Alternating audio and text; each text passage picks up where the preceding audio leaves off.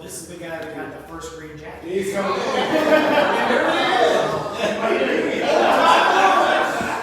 What a wonderful welcome. Very reassuring to see some pictures there.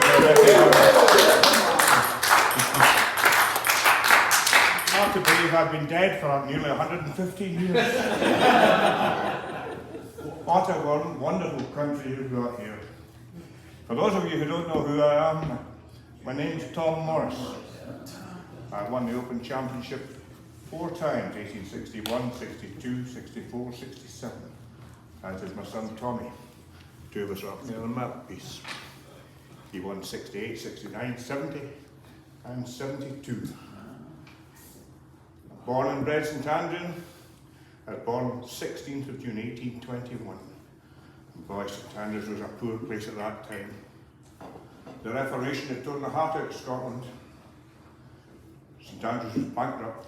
There's a lot of towns like that, and there's only this great game of golf that I've been involved with for nearly 80 years.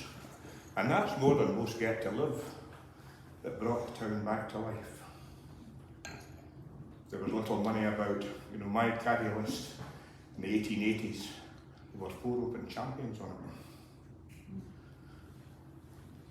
It's a wonderful town, St Andrews.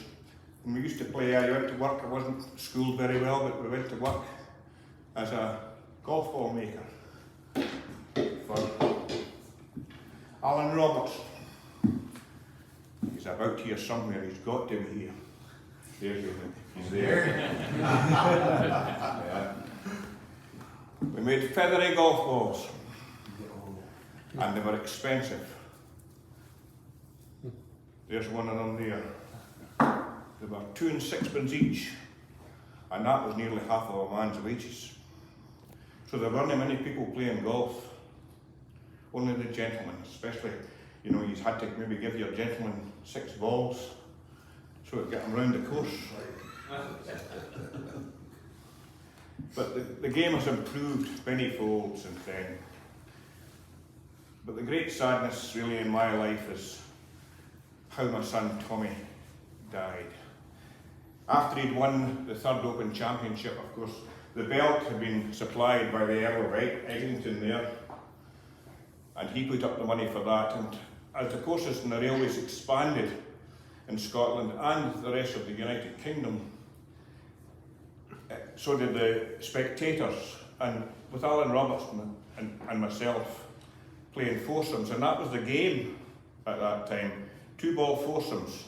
And Alan Robertson and I never lost a match, never lost a match. Sometimes we were playing for £300 and £400, but that was nothing to do with us. The gentlemen took care of the money. They took care of the money. As did my son Tommy and I. We played matches all over Scotland for big money. And again, that was paid for by the gentleman. But Tommy won the belt for 3 successive times, and that was his to keep. So that's why there was no championship in 1871. I was invited to go down to Prestwick by James Ogilvie Fairley. You see his picture just there on the mantelpiece. He's my main man. He invited me down there to build a new green, and that was where the first Open Championship took place. 12 of them from 1860 to 1862. It's 1872, beg your pardon. But James Ogilvie Fairley, he was my main man, and that's who I named my second son after, James Ogilvie Fairley Morris. More often known to his friends as Joff. We called him Jamie, but he was known to his friends as Joff. By 1862, I won the first Open Championship. This man here took it off me in 1860. He won it. But I wasn't disappointed. I got £3. He just got the belt. And then it was taken back into the Prestwick Golf Club. He won it in 1860, and I won it in 1861 and 1862. So I laid out the green at Prestwick, and I was the keeper of the green there until I was called back to St Andrews, the Royal and Ancient Golf Club at St Andrews in 1864 as the keeper of the green there for an annual salary of £50, and that was a post I held for nearly 40 years.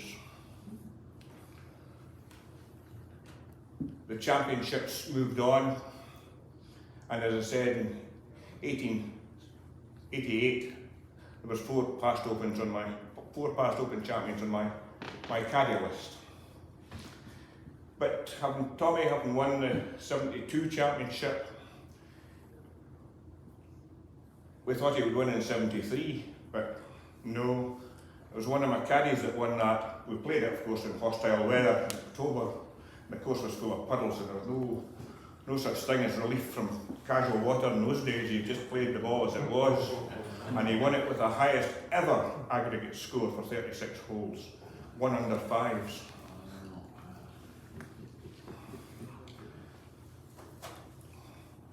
However, we thought Tommy would win it again, but no, he didn't win it again. And in 1875, he and I were over playing a match against the Parks at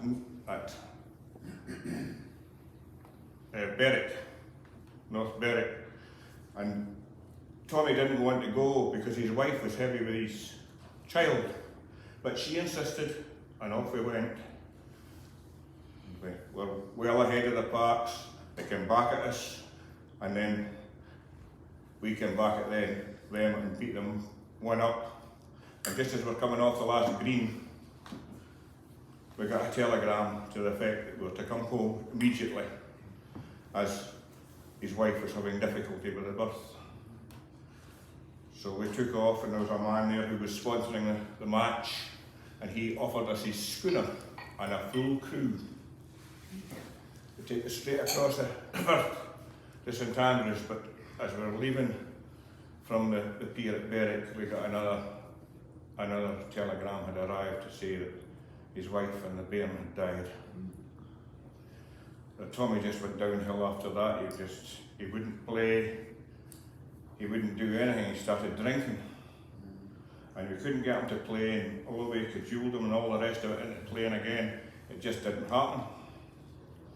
And eventually, it was a big mistake. Eventually, he did play, and it was a match was organised during October, and it was a man from North Devon Golf Club, Westward Ho, had put out a challenge in the Scottish field that one of his sons would play any pro for 1/3. That means he gets a shot at every third hole. We played it in December. And because Tommy was so down, he caught pneumonia.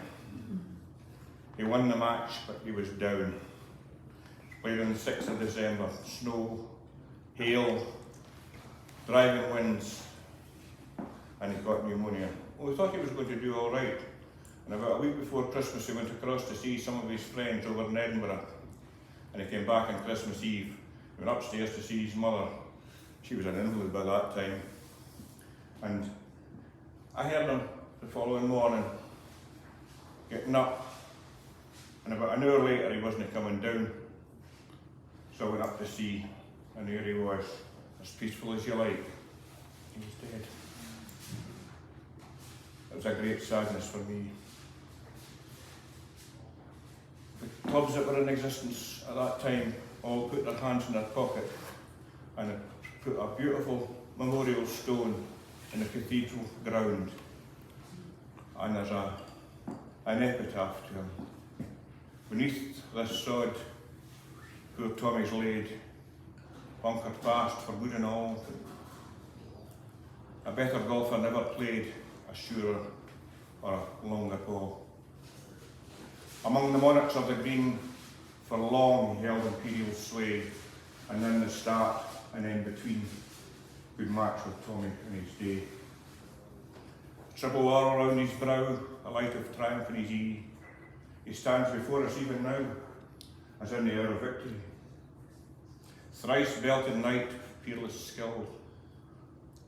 Again we see him head the fray, and memory loves to reckon still the feats of Tommy in his day. what that boy might have done because the opposition was not there. And there was no opposition until the triumvirate of Varden and Taylor and Bray came along in the 1890s. 10 years after Tommy died, there were 300 clubs. By the time the 1890s came along, there was nearly 1,500 clubs. And then they started to make their mark. Well, as I say, I retired from St Andrews in 1902, and they wanted to make me a member of the Royal and Ancient Golf Club, but I just felt it wasn't really for me. But if they would change their mind and maybe make me a member of the new club, I would settle for that, which they did. They made me a member of the new club, and that's where I was of a Sunday afternoon when I was enjoying a wee beer, a black strap with my tipple and a wee nippy. And I got up to go to the toilet and I mistook the cellar door for the toilet door, and I fell down the stairs into the cellar and split my skull open, and I died the next day in the cottage hospital. So I didn't die of natural causes. Thank you very much for your attention.